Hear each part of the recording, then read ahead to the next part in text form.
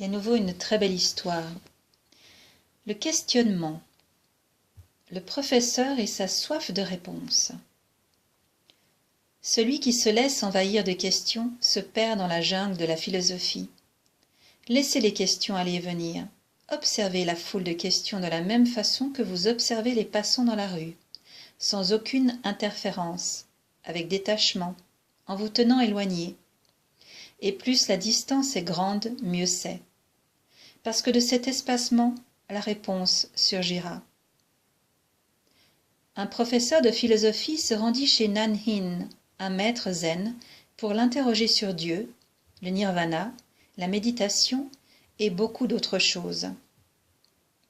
Le maître écouta silencieusement, question après question après question. Puis il dit : « Tu sembles fatigué. Tu viens de loin et tu as gravi cette haute montagne.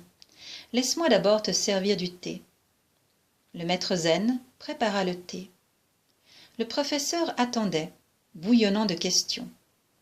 Tandis que le maître préparait le thé, que le samovar chantait et que l'arôme du thé se répandait, le maître, voyant son impatience, lui dit : « Attends, ne sois pas si pressé.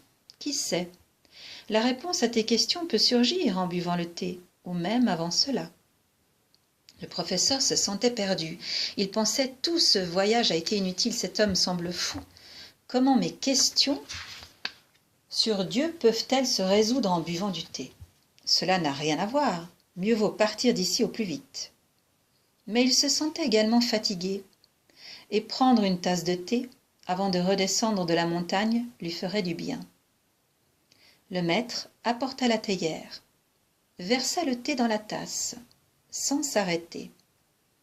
La tasse était pleine et le thé commençait à déborder dans la sous-tasse, mais il continuait de verser. Puis la sous-tasse fut pleine. Une seule goutte de plus et le thé se répandrait sur le sol. Alors le professeur s'exclama : « Arrêtez, que faites-vous ? Vous êtes fou ? Ne voyez-vous pas que la tasse et la sous-tasse sont pleines ? » C'est exactement la situation dans laquelle tu te trouves. Ton esprit est si plein de questions que même si j'y réponds, tu n'auras aucune place pour recevoir mes paroles. Mais tu sembles intelligent. Tu vois bien que ni la tasse ni la sous-tasse ne peuvent contenir une seule goutte de plus sans que tout déborde. Et crois-moi, depuis que tu es entré dans cette maison, tes questions débordent de partout. Cette petite hutte en est remplie. Rentre chez toi, vide ta coupe, puis reviens. Crée d'abord un peu d'espace en toi.